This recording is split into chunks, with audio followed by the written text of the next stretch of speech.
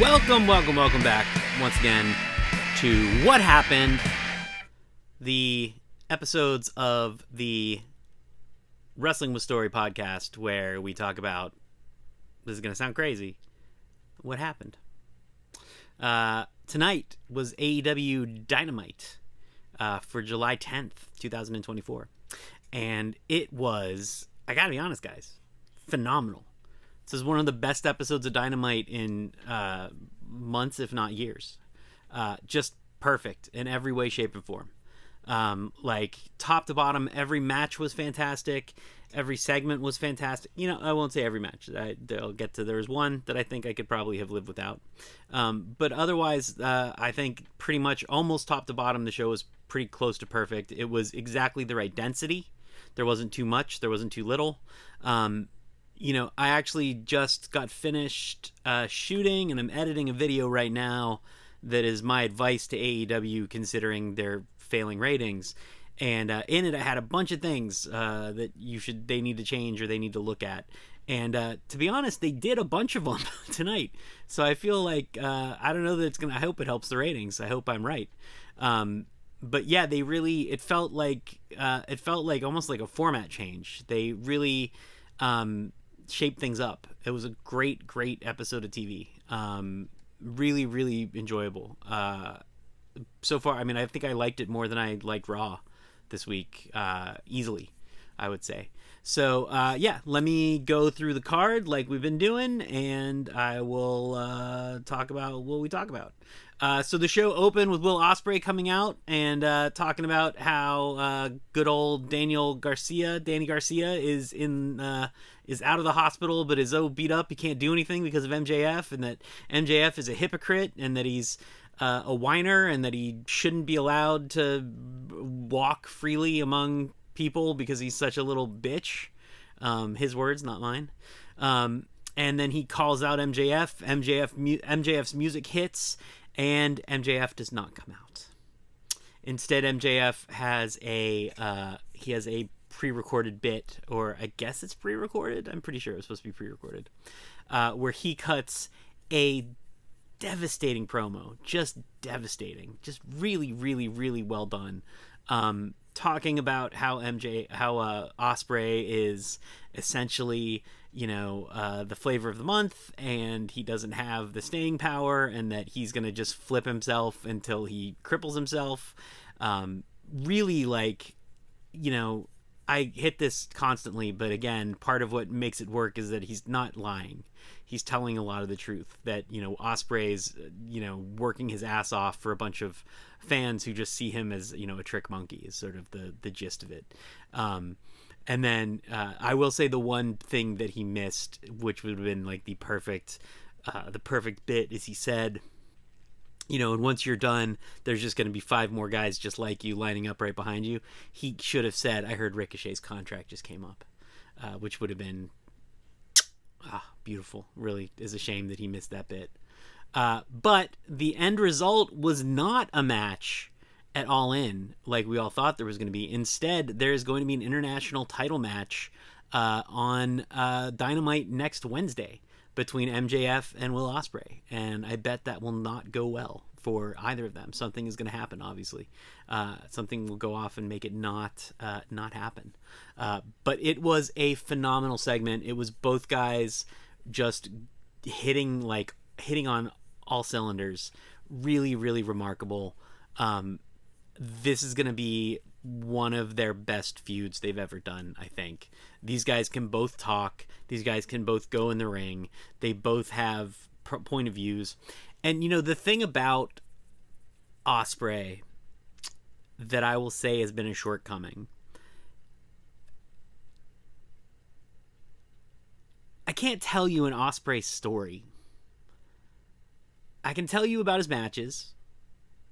I can tell you about him. I guess you can kind of talk about the United Empire stuff in New Japan.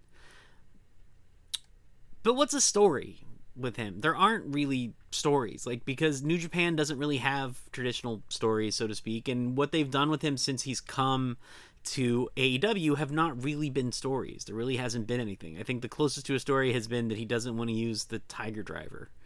which is not much of a story. Like, let's be honest here. This will be his first feud. Like, this is a real feud. This has stakes. This has reason behind it.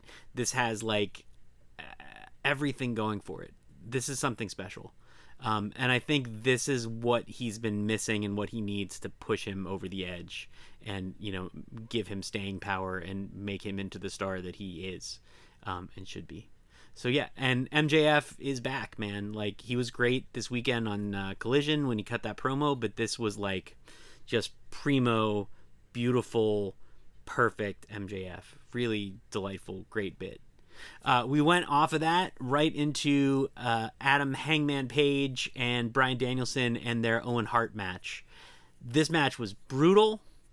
This match was action-packed. They looked amazing, and it was long.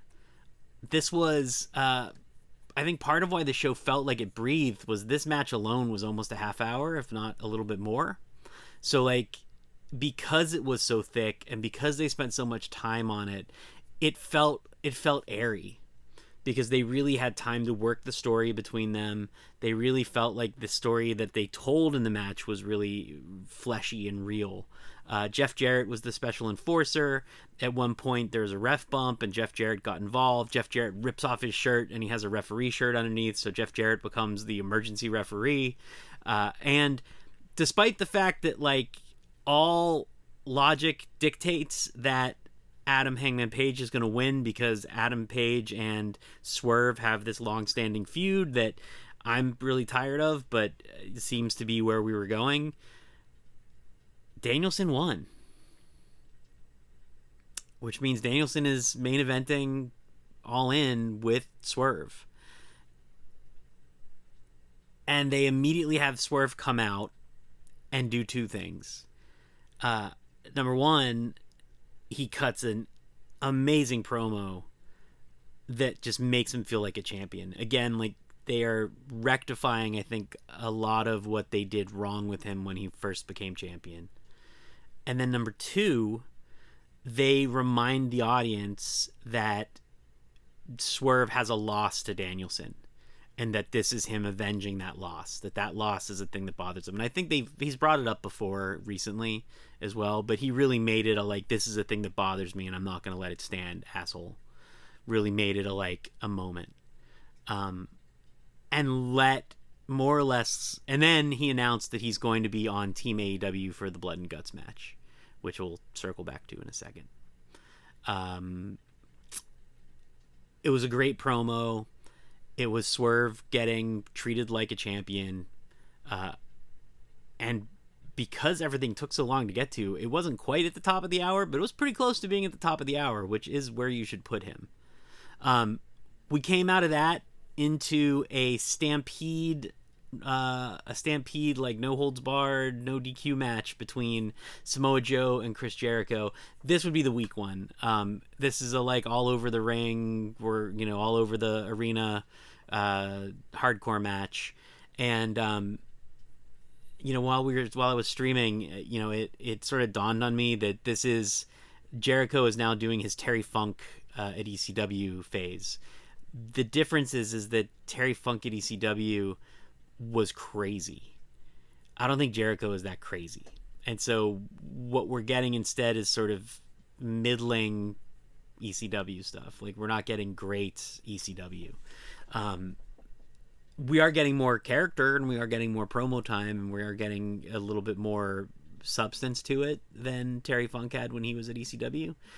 Terry Funk had a lot of, you know, flaming cattle brands, which was rad. That stuff was great. I was a big fan of that stuff. But, you know, there wasn't a lot of story, so to speak. The match climaxed with Jericho's faction jumping Joe. Joe didn't have any backup, and then they put him on a forklift and ran him through a wall. And then we came back from commercial to Joe being put into an ambulance, and Jericho and everybody waving him goodbye. It was fine. I actually love Chris Jericho. He was my favorite wrestler in the 90s. I remember not just loving him on ECW and not just loving him on WCW, but I remember how I flipped out when he debuted on WWE. It was just such an amazing moment. It was so excited to see him, and he was so fantastic there.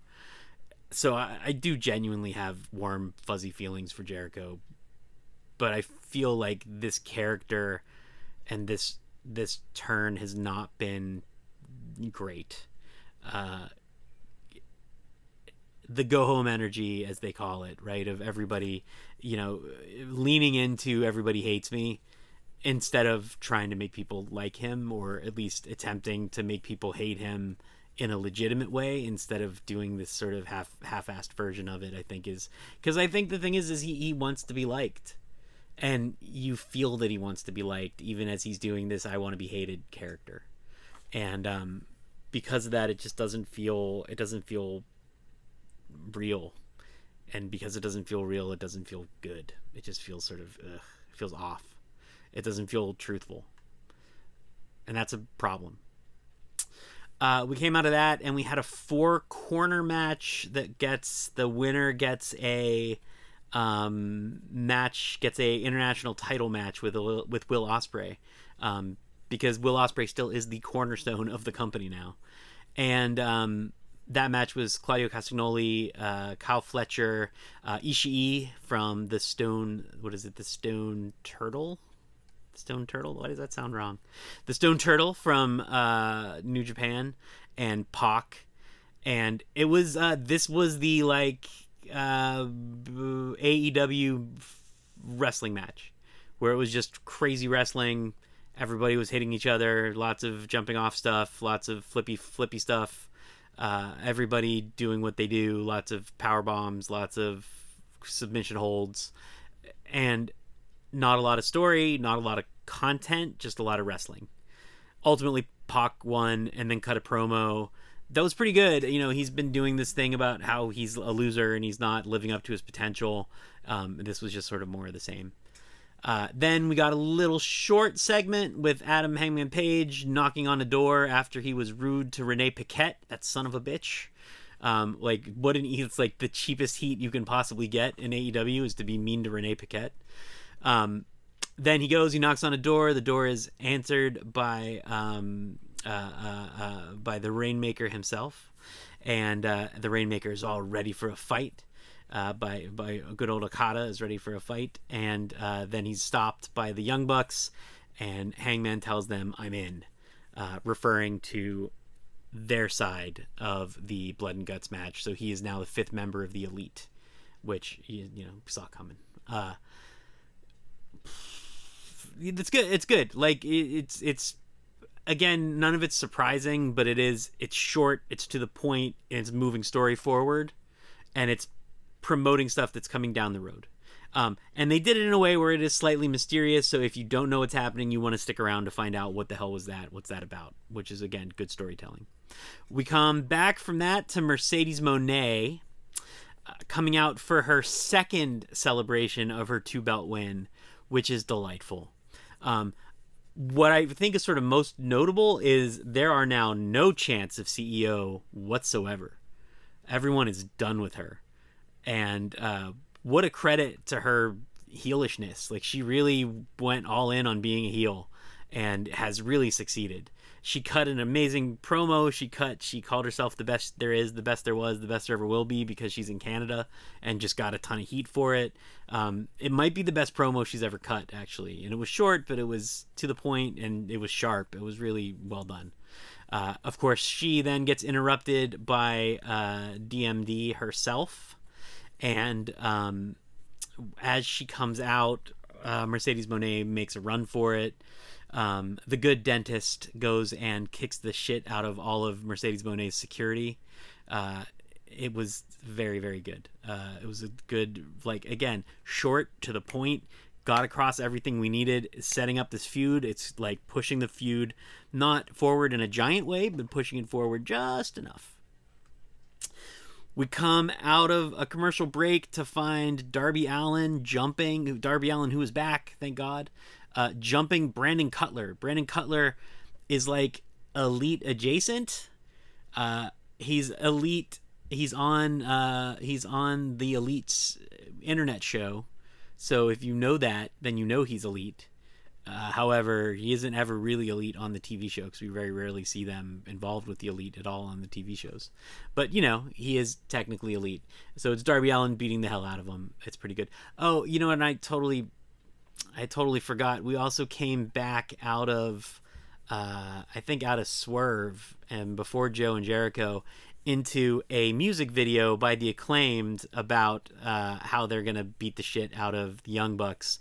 That was a really great piece of video production, although it did end with them peeing on the Young Bucks stuff. I can't remember if it was them peeing on the actual Young Bucks or peeing on the Young Bucks stuff. It was a step. It was a step you could take. It was definitely a direction. I don't quite know who it's for.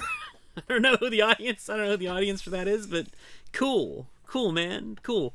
Throughout the episode, leading up to right now, there's been amazing promo work. So before the Will Ospreay MJF bit, there was a great little segment that just introduced what happened on Collision, what happened with Daniel Garcia. Just a really great little video package that explained what was going on. Before Hangman and Bryan Danielson, there was a great little video package that explained what was going on. So we got these great video packages to catch us up that were really, again, sharp, concise, very clear storytelling that helped sort of remind people where they are. I know one of the biggest complaints people who don't watch AEW have is that it's very confusing. Is that there's too many belts, there's too many people, I don't know who anybody is, and everything just sort of runs together. This show in particular made a great effort not to do that. To be a great jumping on point, to be really clear and concise, and to just have clarity of storytelling, which I think is immensely important always, but especially when you have a show that's struggling in the ratings that you're trying to build back up. So kudos to them for doing that. We got one last video package, which was a Mariah May versus Willow Nightingale for the Owen Cup. And this video package was superb. It really set up everything that both of them are going through, why this conflict between them is going to mean something, even though they don't actually have beef with each other, which is a hard thing to do, right? It's always a challenge to sort of give heat to two people who don't actually have heat with each other. They had their match. This match was sensational. Both of these women could main event any pay-per-view. They are sensationally talented. Both of them had so much of the audience's attention. Like, it never felt like the audience fell off. There was interference from Chris Statlander. There was sort of unintentional interference from Toni Storm. But ultimately what we had was a phenomenal match with great storytelling attached to it. And that is the goal. Like, that is, for me, what I want. And what I think when AEW is at its best, what AEW does really well. So really, like, this match absolutely nailed it. This match was perfect AEW for me. The match ends with Mariah May getting a surprise roll-up. Hard fought, beautiful wrestling. Both of these women are just sensational. They have, like, their mutual respect, handshake. And then Toni Storm runs in the ring, and as you guys have probably followed, I absolutely love the Toni Storm and Mariah May story. I am insane for it. And so Toni Storm runs in and grabs Mariah May's hand, and they run up the ramp towards the trophy and belt. And when Toni Storm stumbles a bit because she's holding her shoes, and Mariah May grabs the belt, and she lays out Toni Storm with it, and then proceeds to wail on Toni Storm and wail on Luther. She throws Luther off the stage through a table. She splits Toni Storm open and then proceeds to beat the hell out of her rather, with a shoe. So she really should have watched out for the shoe. Guys, I don't want to like give you false expectations for how effective this is, but I did actually start crying while I was watching it.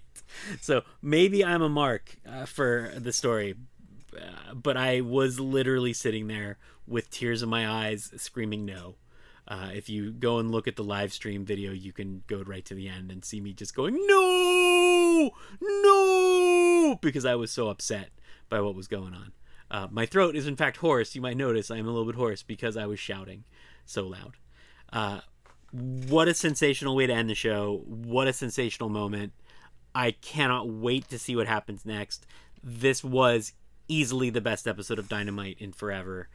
If you didn't watch Dynamite, if you are listening to this and don't watch Dynamite, which is a little weird, but I would recommend going and sitting down and watching it. If you have a friend who you want to start watching Dynamite, this is the one to watch. This is the episode that will get you into watching Dynamite regularly, because it was that good. And I cannot recommend it highly enough. So yeah, go check it out. That is it for me. I'll be back with another one of these for SmackDown on Friday. Please subscribe. You can watch this on video over on YouTube. You could also technically watch it on video over on Spotify, but you can also listen to it as a podcast on Spotify, iTunes, or anywhere that podcasts are found. And I would love it if you subscribed. I would love it even more if you rated, and I would love it even more if you reviewed.